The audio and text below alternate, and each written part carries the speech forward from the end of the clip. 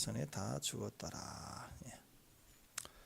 자, 이스라엘 주변에 이런 이제 또 계속해서 승리를 이어서 하는데 동서남북 사방을 쳐 나가며 이제 제일 블레셋부터 시작해서 가장 힘들고 어렵고 강한 곳을 치면서 주변이 초토화가 되는 1단계 끝냈는데 또 전쟁 나가려고 하지 않는데 오늘 이 한운의 사건 때문에 그 주변을 값주고 돈 주고 군대를 사가지고 같이 연합해 오는 바람에 오히려 다 싸잡아서 정복이 됐다. 오늘 그 다윗의 신하들 진을 치고 나가서 용맹하게 다 치고 또 다윗도 다윗과 다윗의 신하들까지 더불어서 주변이 완전히 또 2차로 정복이 되고 정리가 되는 그런 사건입니다. 그 시작이 또 누구예요? 어제는 블레셋이 첫 번째 제일 힘들고 어려운 부분이었다면 오늘 이 한운 암몬 왕 한운 때문에 또 이 문제를 해결하니까 주변이 또 다 정리가 되어집니다. 겉으로 보기에는 뭉쳐서 몰려서 싸우러 온 것 같지만 사실은 흩어지게 되죠. 이익 때문에 돈 주고 오면은요 끝까지 안 싸웁니다. 이익 때문에 이익이 안 되면 또 다 버리고 가요. 세상이 그런 거예요. 진짜 친구는 아니죠. 자, 오늘 주인공은 암몬 왕 한운입니다. 어리석음의 상징이고 어떻게 어리석느냐? 은혜를 몰라요. 은혜를 모를 때 우리는 사람은 어리석어진다. 영적 의미가 그렇습니다. 은혜를 악으로 갚으면 은혜를 잊어버린 거예요. 그러면 망한다. 꼭 은혜를 잊지 말라. 축복합니다. 동물도 은혜를 갚으잖아요.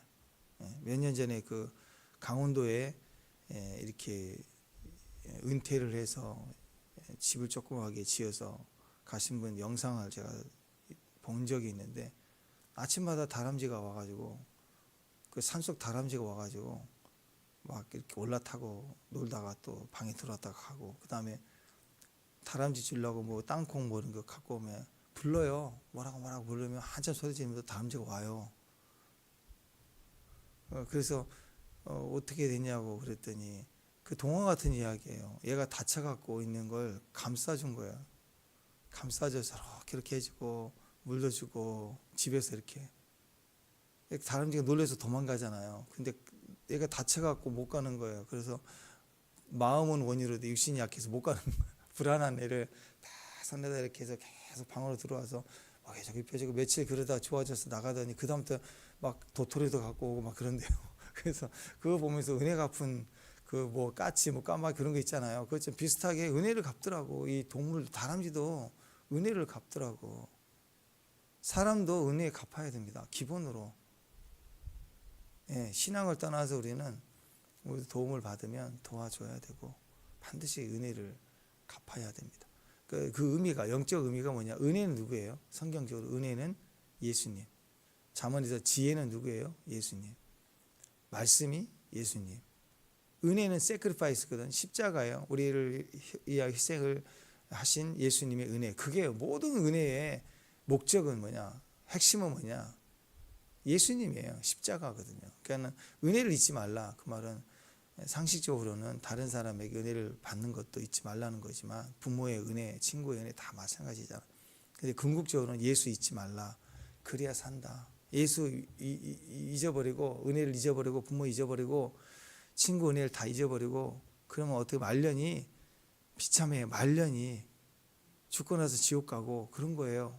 그러니까 은혜는 너무너무 중요한 거예요. 은혜를 베풀어야 되지만 은혜를 베풀지 못해도 은혜를 받은 것에 대해서는 기억해야 된다. 잊지 말아야 된다. 갚아야 된다. 항상 그런. 우리는 복수는 갚을 줄 아는데 복수를 하려고 그러는데 은혜를 갚을 줄을 몰라요. 당연한 권리인 줄 알아요. 부모의 은혜는 갚아야 됩니다. 갚아야 돼요.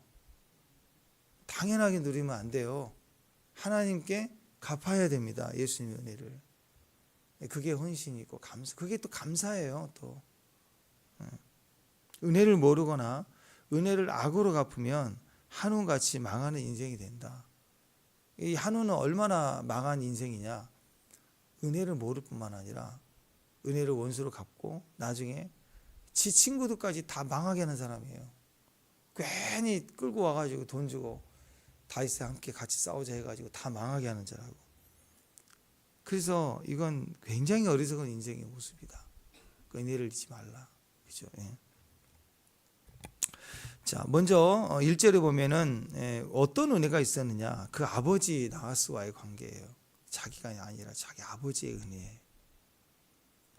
1절에 보니까 암몬의 나하스가 죽었는데 그 아들 하눈이 왕이 됐다. 2절에 보니까 다윗과 나하스 사이 굉장히 호의적 관계가 있었다. 이렇게 보는 것 같습니다. 그래서 이제 그 소리를 들으니까 다윗이 그 사무엘 하에서는 그 은혜라고 이렇게 나와 있거든요. 그래서 똑같은 단어 헤세드예요.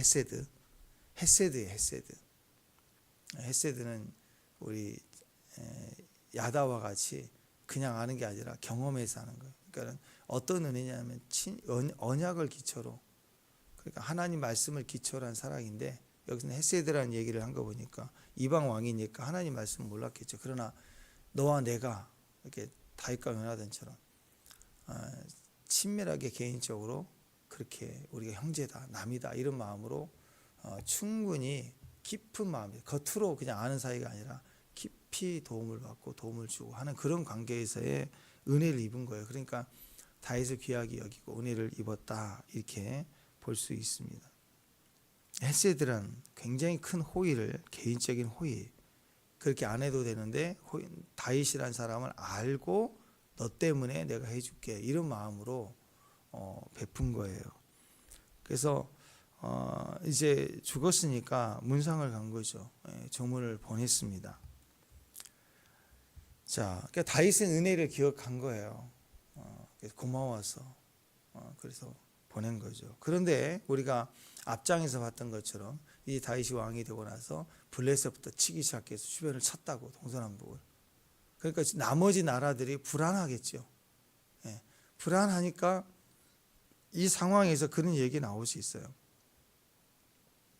그러니까 죽고 난 다음에 이제 너랑 끝이야, 그게 아니라 죽어도 도리를 다하고 의리를 다하는 거, 그런 마음으로 이제 다윗의 모습을 보는데, 별거 아닌 것 같지만 다윗이 이 당시에는 굉장히 무지 강할 때잖아. 주변을 지금 치고 올라왔잖아요.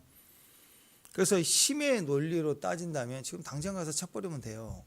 그게 아니라 이제 문상을 간 거라고, 보낸 거예요. 그러니까 이건 정말 의리를 지키고 옛날 관계를 가지고 이렇게 예의를 갖췄다라고 보는데, 기억을 못하는 자들, 그 아들이 왕이 됐으면 아들이 잘 모르면 그 아버지 때 신하를 했던 나이든 정승들은 그래도 그때를 기억을 해야 되잖아요. 근데 아마 그 아버지가 죽으면서 김정일이처럼 아버지 때 있는 사람들 다 죽이고 지가 왕이 된지 모르지만, 젊은 친구들이 장관이 됐는지 모르지만 그랬다 이거예요. 그들이 다 마찬가지예요. 은혜를 기억한 사람이 없어요. 그래서 다윗에 대한 존재 자체를 갖다가 귀하게 여기지 않고 또 이것을 순수하게 받아들이지 않더라라는 거예요. 결과적으로는 은혜를 기억하지 못하고 상처만 기억하는 거. 자기 안에 있는 불안 요소, 불안한 이유를 가지고 생각하고 사는 사람들.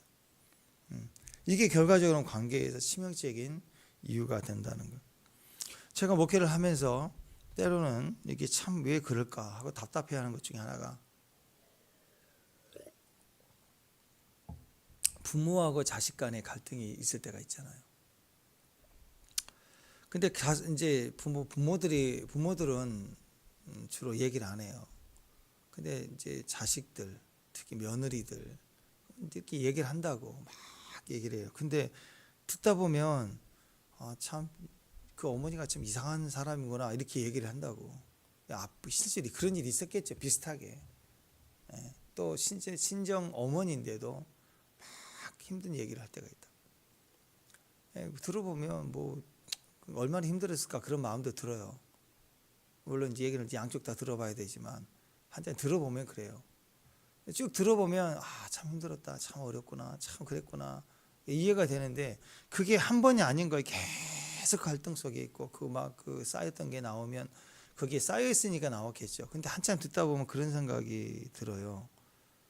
힘들었고 어렵다는 이해는 하겠는데 왜 부모가 준 은혜는 하나도 기억 안 하고 부모에게 받았던 것만 계속 얘기를 하는 것 같아요.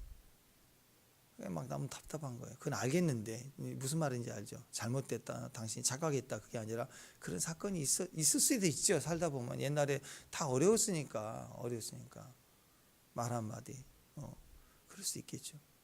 근데 그게 아니라 듣다 보면 왜 상처 그거 하나만 붙들고 사는가, 또 얘기하고 또 그럴까, 그게 참 답답해요. 그러니까 기본 정신이 뭐냐, 얼마나 악한 사람인가, 얼마나 부모가 잘못됐을까, 뭐 그런 부모도 있겠지만 그걸 듣고 싶은 게 아니라 왜 그 얘기를 하는 우리 자체가 은혜를 붙들고 있는 게 하나도 없어요. 하나도 기억하지 않고 상처 하나만 붙들고 난리를 치는 거예요. 그러면요, 상담을 해도 치유 기도를 해도 심지어는 그와 연결된 악한 영의 역사하고 내면이 있다 할지라도 이 축사가 힘들어요. 막 울고 불고 뒹굴고 하는 시간이 길고 막 하기만 하지 안 나간다고. 그래서 상처를 말하고 아픔을 얘기를 하되 기본은 베이스는 뭐냐, 그래도 부모다, 그래 우리에게 은혜를 줬다, 그걸 기억하고 그냥 아픔을 얘기할 땐 다르다고. 충분히 대소본 받아내듯이 같이 웃고 울고 이렇게 쏟아내고, 그리고 주님께 딱 십자가 걸고 주의 위로를 선포하고 그러면 쫙 그게 한 번에 청소가 된다고 끝나는 거예요. 그래서 베이스가 너무너무 중요한 거예요, 인생에. 그러니까 인생의 삶의 사방이 온통 사기꾼, 나쁜 놈, 그런 직장 뭐 이렇게 다녀도 베이스가 은혜, 하나님이 나를 사랑하신다, 그 하나의 베이스는 절대 흔들리면 안 되는 거예요. 그걸 가지고 상황이 그런 거예요. 상황을 부딪혀가 상황에 아픔이 있고 상황이 약함도 있고 이렇게 나갈 때 우리가 이기게 되는 거죠. 네. 그러니까 살다 보면 그럴 때가 있어요. 참 인간이 그렇죠. 저도 그렇고 참 상처받은 거, 자극받은 것만 기억할 때가 있더라라는 거죠.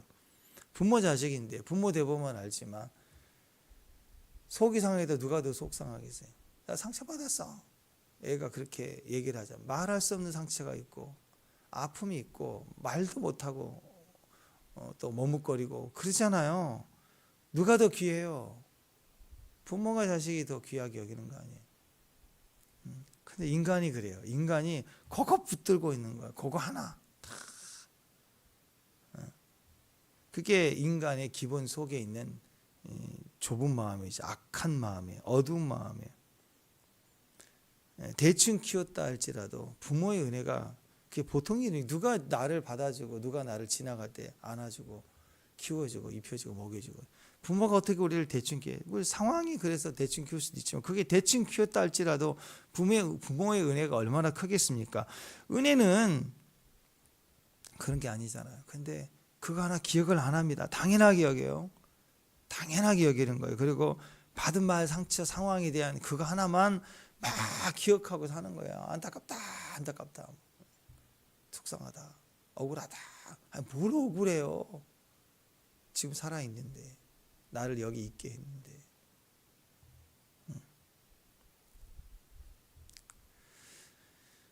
일단은 누가 잘하고 못하고를 떠나서 일단은 은혜를 기억하는 기준이 먼저 있어요. 나만 생각하는 게 아니라 부모를 생각하는 게 먼저 있고, 상황에 대해서 그런 아픔이 있고 어려움이 있었다. 그럴 때 우리가 성숙해져 가고 깨부셔 가는 거죠.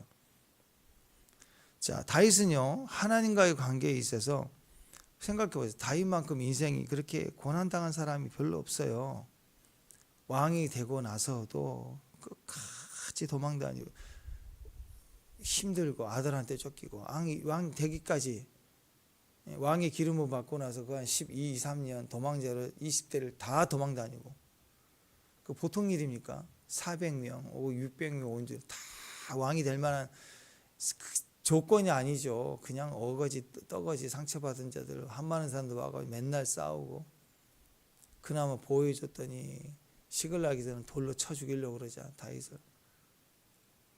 왕이 돼서도 7년 지나야 이스라엘 전체 왕이 되고, 아직 너무너무 사람들에게 징글징글하게 인생을 살았습니다.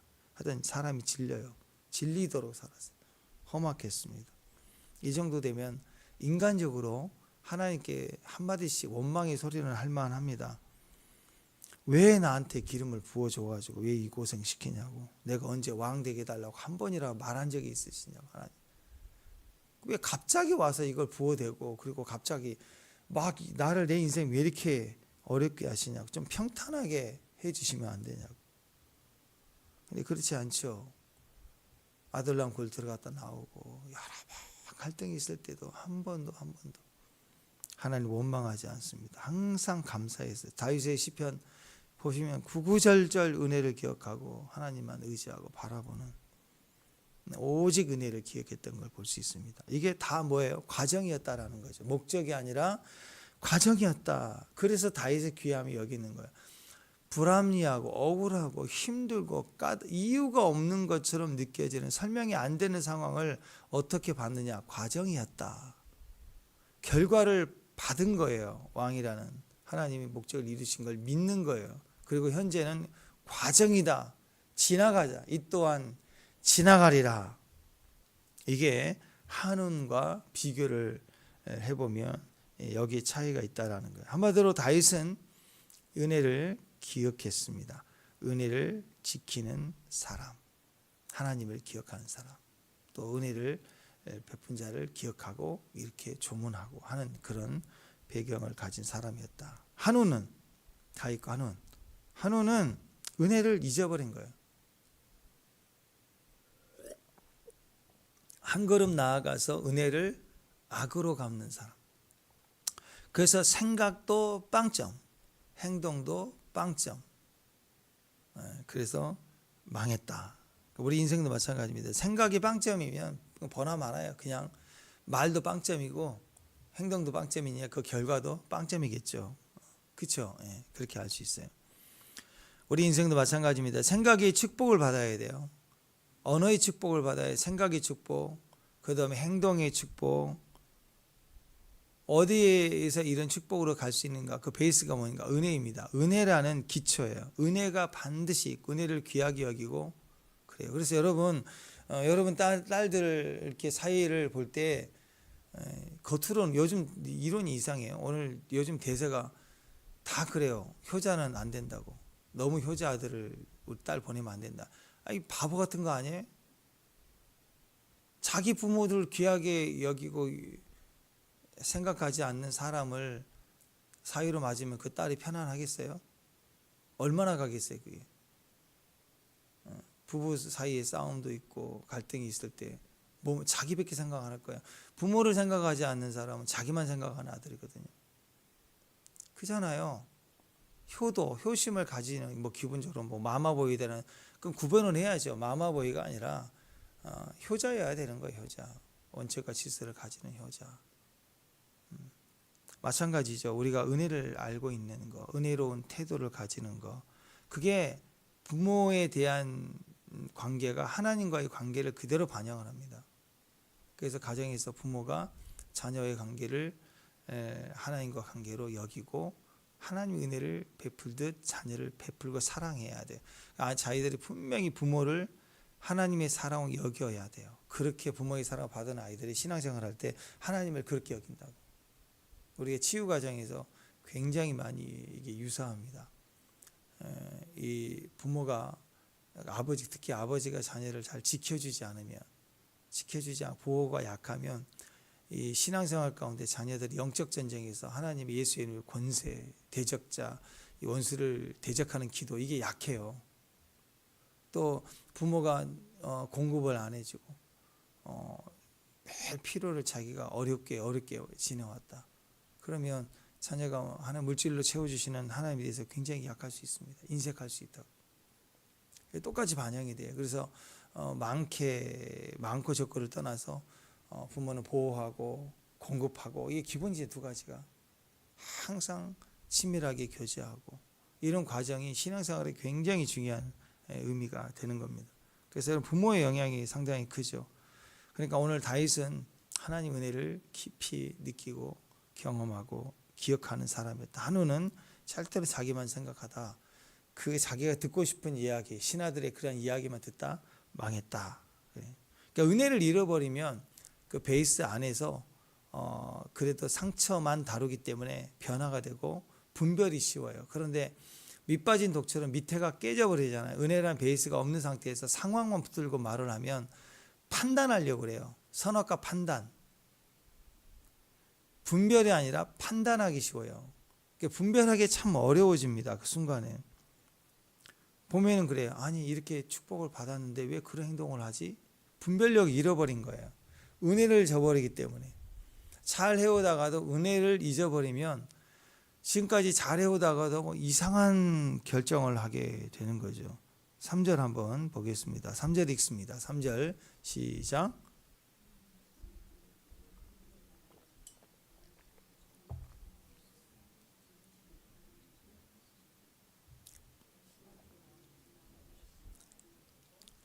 탐지하려 멸하려 함이 아니니까니. 조무는 게 아니고 이 땅을 엿보러 정탐하러 왔다. 우리를 전복시키려고 한다.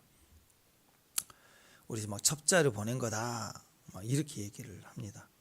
물론 신화 중에서 그렇게 얘기하는 사람도 있겠죠. 불안하고 이미 다윗이 한번 다 블레셋까지 치고 다 올라왔으니까 그런 얘기를 할 수도 있겠죠. 근데 적어도 왕 정도 되면 분별이 있어야 돼요. 왕은요, 좌파든 우파든 다 들어야 되는 거라고. 여러분 대통령 후보나 이런 국회의원들 보면은 선거 앞두고는 이분이 기독교 신앙인데도 절에도 가잖아요. 또 불교인인데도 교회도 오고 그런 거 보이잖아요. 예. 표를 얻을 때 그랬으면 당선되고 나서도 그래야 되거든요.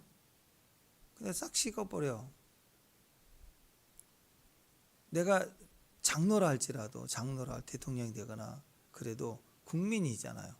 그럼 구분을 해야 돼. 자기 신앙과 자기 도리가 있지만 재난을 당했다, 뭐 지진이 났다 그러면 그전 절이 있는 데를 안 가버리고 그럼 그게 되겠어요? 형평성에. 국가의 법이 보호하고 있는 선 안에서는 자기 역할을 해야 되겠죠. 여러분 의사라면 불교인이면 안 고쳐지고 나가세요 그러고 기독교인입니까? 예, 그러면 진찰해주고 그래요? 안 그렇죠. 그러니까 이게 리더가 잘못된 거예요. 왕 정도 되면 이런 소리 저런 소리를 다 들어야 돼요. 다 들어야 돼요. 그리고 분별해야 돼요. 분별해야 되는 겁니다. 근데 그 자리에 오르기 전에는 잘 몰라요. 막 이렇다, 왜 저렇게 하느냐, 못했다, 막 난리를 칠 수 있지만 올라가서 보면요, 그게 또 아닌 거예요. 많은 이야기가 들려와요. 상반된 이야기가 올라올 수 있어요. 그게 리더자의 위치입니다. 그러니까 어떻게 해야 되느냐? 들어야 돼요. 일단 다 들어야 돼요. 그리고 분별해야 돼요. 뭐가 진짜고 가짜고 뭐가 유익인지는 나중에 결정을 해야 되는 겁니다. 이게 분별력이 있어야 됩니다. 근데 한우는 보니까 분별력이 없어요. 르호보암 때 그랬죠. 솔로몬 아들 르호보암. 그냥 젊은 자기 친구들 얘기를 듣고 더 강팍하게 하셨어. 세금을 더 끌어 받을지어다 막 이러잖아 막. 그러니까 르호보암이 그러니까 이 바보가 어리석게 판단을 하니까 여로보암이 싹 야 모여라 여러분 그래가지고 여로보암을 모여놓고 10지파 끌고 와서 남유다 북이스라엘 나눠지잖아요. 그러니까 이게 어려운 거예요. 분별이 없는 거예요. 은혜를 기억하지 못하는 거예요. 그러니까 이 한운이 그랬어요. 젊은 신하들의 일들의 이야기만 듣고 나라가 쪼개지고 전쟁이 일어나고 자기도 망하게 되었다. 그러니까 신하가 무슨 말을 하든 세상이 무슨 말을 하든 결정권은 왕에게 있어요. 책임은 나에게 있는 거예요. 저 여러분에게 있는 거예요. 주변이 하도 뭐라고 하든. 그러니까 유튜브들도 그러잖아요. 막 전쟁 소식 막 이런 얘기 나오면서 국제 정세 얘기하면서 시작은 그래. 투자와 관련돼서는 우리는 책임이 없습니다. 여러분에게 책임이 있다 이거예요. 왜? 그 뭐 미국 전쟁 뭐 이런 소식들이 이제 주가와 연결되니까 머리 빠른 사람들은 주식 투자로 이어지니까 책임은 당신들에게 있습니다 하잖아요. 마찬가지예요. 여러분 주변에 누가 무슨 말을 하든 어떤 소문을 내가 듣든 그걸 믿고 선택은 다 내 책임인 거예요. 나의 책임. 그만큼 중요하다는 거죠. 뭘 듣느냐도 중요하지만 내 안에 예수가 있어야 들리는 거거든요. 은혜가 있어야 그 소리 중에서도 들린다고. 아이들이 청소년 때 혼돈이 될 수 있습니다. 즐거움이 세상이 열리니까, 친구들이 그러니까. 근데 완성된 지혜를 가진 친구들이 아니에요. 그 또래 아이들이 뭐 잘해봐야 알아봐야 뭘 얼마나 알겠어요. 자기들끼리 산수 계산할 때 좀 빠르고 뭐 점수 나오고 이 정도지. 인생 50, 60, 70 살아본 게 아니잖아. 인생에 대해서 뭘 알아요, 그 또래 아이들이. 근데 그 아이들 세상과 이야기와 여론을 들어보면 맞는 것 같거든, 자기들이. 근데 이런 아이들이 어려움을 받고 때로는 이렇게 도전 미혹도 받을 수 있지만, 한두 번 탈선도 하고 그럴 수도 있지만, 그 베이스에 깊은 곳에 은혜가 있어요. 엄마의 사랑, 아빠의 사랑 충분히 받은 아이들은 어느 선에서 이건 아닌 것 같다, 이러면 이건 아닌 거야, 이렇게 된다고. 아주 넘어지지 않아요. 뭐 호기심으로 뭐 담배를 피울 수도 있고, 뭐 몰래 한 잔 또 얻어 먹을 수도 있고, 애들이 그럴 수도 있겠죠. 근데 절대로 어느 선에서는 안 넘어지는 거예요. 휙 부러지지 않아요. 근데 그 한 번 친구의 미혹을 받고는 아예 그 길로 가는 아이들은 기본적으로 부모 관계나 여러 하나인 관계에 대한 베이스가 없어서 그래요. 충분히 은혜가 있는 사람들은, 중심이 있는 사람들은 안 되지, 이건 아니지, 딱 한 번 뭐 그럴 수 있어요. 그러나 신앙의 자리에 딱 다시 서게 되는 거예요. 그게 베이스가 은혜가 있어서 그런다고, 은혜가. 근데 여기 한원을 보세요. 그러지 않죠. 정보를 찾으려고 그래요. 이익과 가성비를 따져서 그게 맞는 줄 아는 거예요.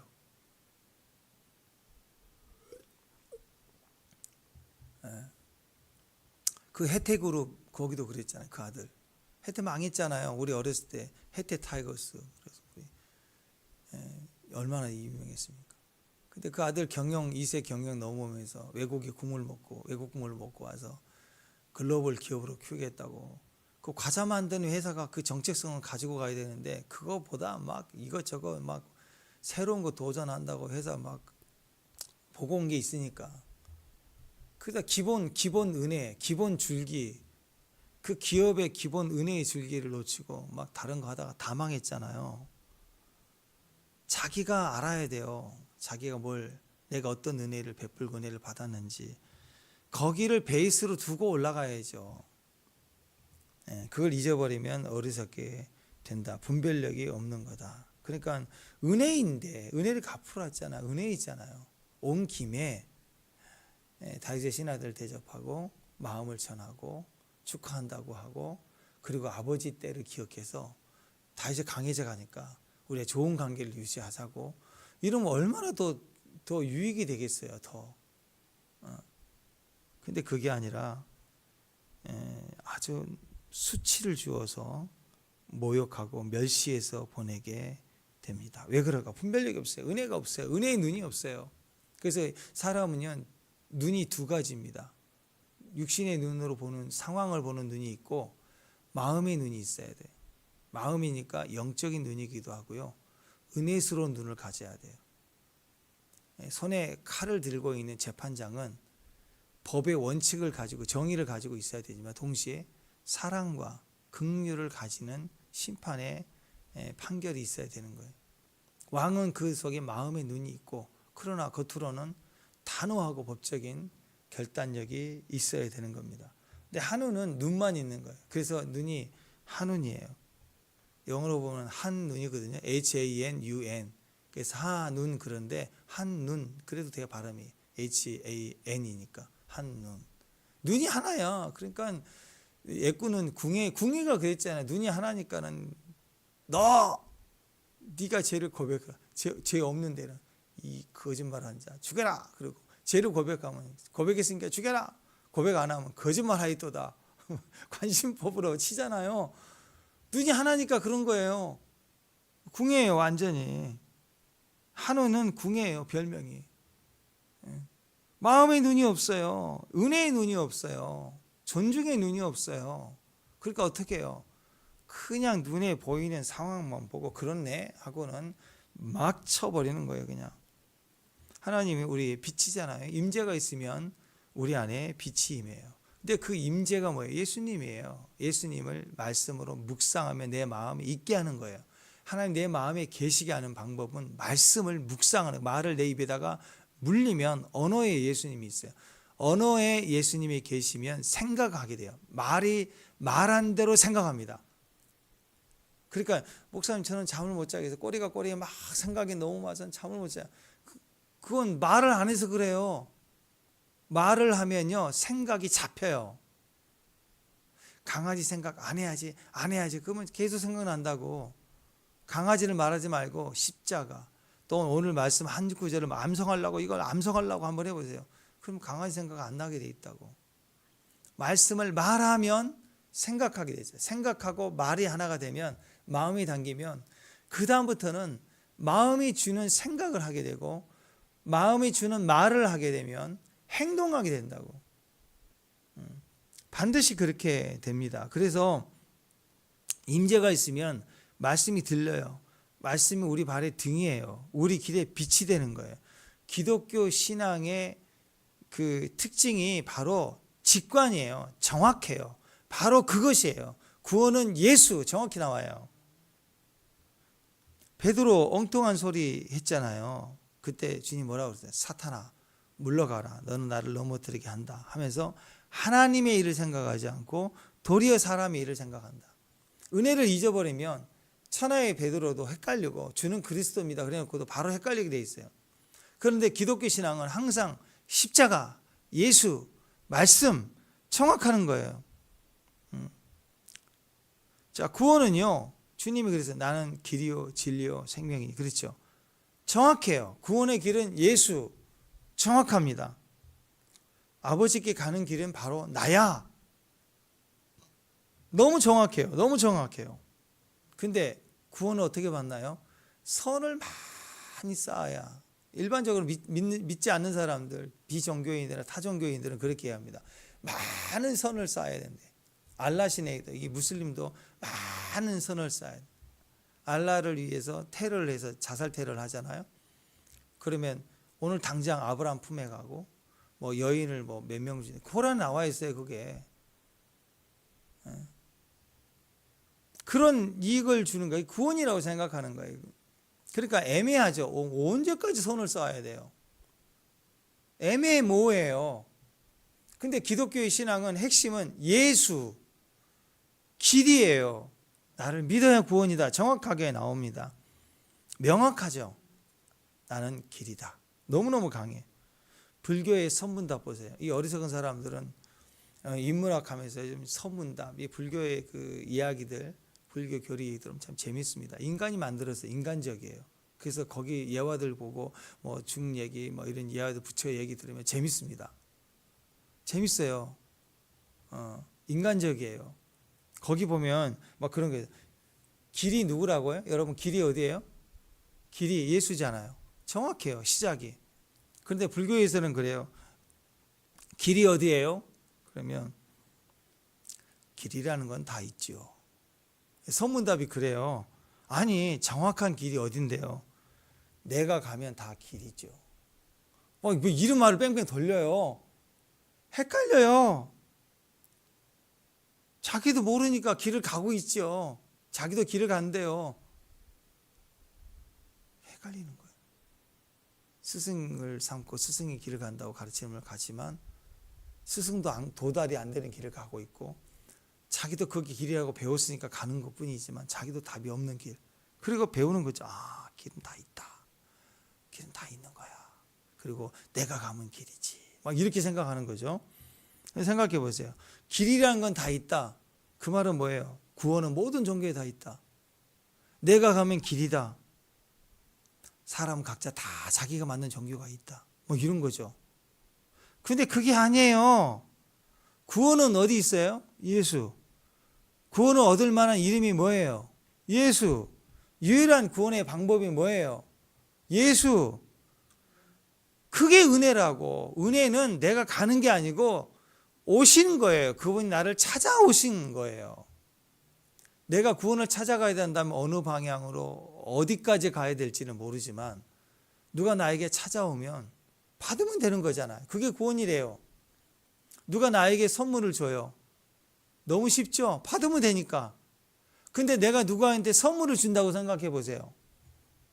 자, 그 사람이 또는 선물을 주려는 대상이 꿈에 대해 소원은 나는 나이키 신발.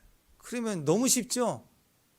근데 내가 내 마음의 감동으로 사주려고 하면 뭘 사야 될지를 헷갈릴 때가 있다고. 선물 사는 것도 내가 살려면 많이 어려워요. 근데 받는 건 쉽죠. 구원은 주님이 우리를 찾아오시는 거예요, 선물로. 내가 막 찾아가는 게 아니라, 기도하고 막 새벽 기도하고 큐티하고 뭘 찾아가는 게 아니라고.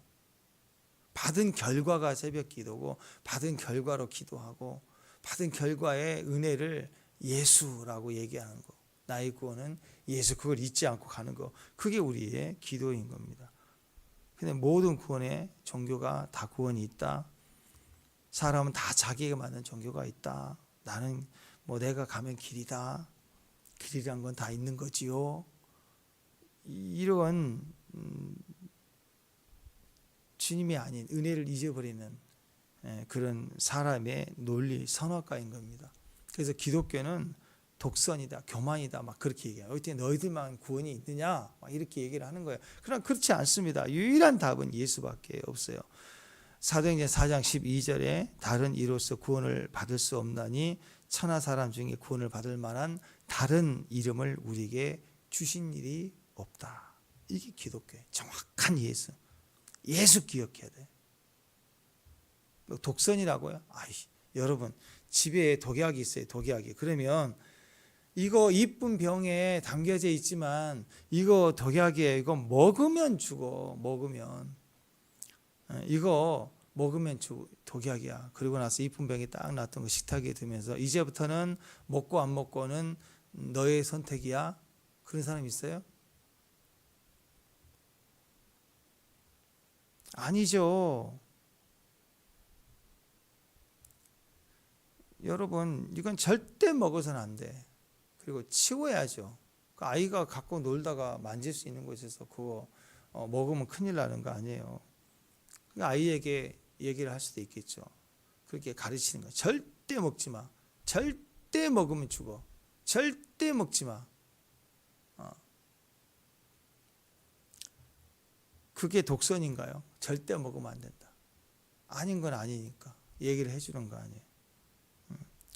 그러니까 여러분 독약이고 이렇게 무서운 걸 조금 설명하고 그래서는 안 되잖아요. 이거 먹든지 안 먹든지 우리 아들의 선택이다. 그럴 게 아니라 단호하게 얘기하는 거죠. 먹으면 죽는다. 먹으면 죽는다. 먹지 말라. 그걸 정확하게 기억을 해야 되는 거예요. 이게 선악과 이야기 아닙니까? 분별 없이 친구 말, 주변 말 휩쓸릴 수도 있겠죠. 그러나 그 중심에는 예수가 있어야 되고 은혜를 기억해야 되고 우리 자녀에게는 부모의 반복적인 메시지가 있어야 돼요. 그래 아이들이 흔들려도 다시 그 자리에 설 수 있게 되는 겁니다. 오늘 결과적으로 그 부모의 은혜와 은혜를 저버린 이 한눈의 판단과 결론은 가장 어리석은 짓을 하죠. 차라리 신하를 죽이면 죽이는 걸로 끝날 수 있는데 수치를 주는 건 다윗을 벌한 듯이 욕을 먹이는 거죠. 그래서 수염을 깎아버리고 엉덩이까지 뭐 속옷이 입었는지 안 입었는지 밑에까지 내려서 벌러덩 내려서 수치를 다 큰 어른 장관을 그렇게 하대에 보내면 얼마나 창피하고 부끄럽겠어요. 다윗이 당장 분노의 화를 내리기보다 누구부터 챙겨요? 자기 신하들 챙겨요. 서둘러서 예루살렘을 돌아오기 전에 여리고에 거기에 먼저 머물러라. 그리고 충분히 수염을 기를 때까지 기다리고 와라. 왜? 자기 친구, 자기 가족 만나야 되잖아요. 그 상처를 주지 않기 위해서. 그래서 다윗이 먼저 자기 백성을 찾아가서 자기 백성을 위로하고 자기 백성 수치를 감싸주고 보복은 다음이잖아요. 그것부터 달려갈 수 있는 그게 은혜를 아는 사람. 하나님의 은혜를 아니까 또 자기 신하들 관계 은혜를 아는 사람이더라는 거죠. 여러분 누가 수염을 깎이면 보호해주세요. 옷이 흘러내리면 덮어주세요. 수치가 드러나면 덮어주고 그리고 일 처리는 다음이라고. 그런 모습으로 여러분이 그렇게 섬겨갈 수 있는, 예. 그리고 어리석지 않는 은혜를 꼭 기억하는 정신, 사람에 대한 도리를 기억하는 마음, 거기에 서로를 긍휼히 여기고 품어주고 도움을 주는. 나중에 이제 이 사건으로 주변에 일이 확대될 때 다 하나님 역사하시죠. 이 한원이 발작해갖고 지 돈 다 들여서 주변을 다 망하게 하는 일을 합니다. 열심히 하나님 없는 열심은 주변까지 다 망하게 하는 일을 해요. 이렇게 해서 오히려 하나님은 이걸 더불어서 이걸 다 갚아주신다. 신하들의 수치도 갚아주고 다윗의 역사, 나라의 일을 이루시고. 사랑하는 여러분, 오늘 살면서 우리가 수염을 깎이고 옷이 흘러내리고 이 부끄러움과 창피, 지혜의 일을 하는데, 기도하는데, 예배하는데, 선교하는데 이 과정에서 수치를 당했습니까? 하나님 나라가 확장될 거예요. 하나님 우리를 위해서 감싸시고 우리를 위로하시고 우리를 위해서 보복하시는 거예요. 축복합니다. 그래서 은혜를 기억하셔야 해요. 꼭 하나님 은혜에 동행하는 저와 여러분 되시길 바랍니다. 기도하겠습니다. 하나님 감사합니다. 오늘 또 주의 은혜를 붙들고 갈 수 있는 귀한 믿음의 종들 되게 하시고 믿음의 큰 승리를 누릴 수 있는 귀한 종들 되게 하옵소서. 또한 은혜를 베푸는 자, 주어진 환경에 은혜를 나누는 은혜의 사람 될 수 있도록 주여 도와주옵소서. 예수님 이름으로 기도합니다.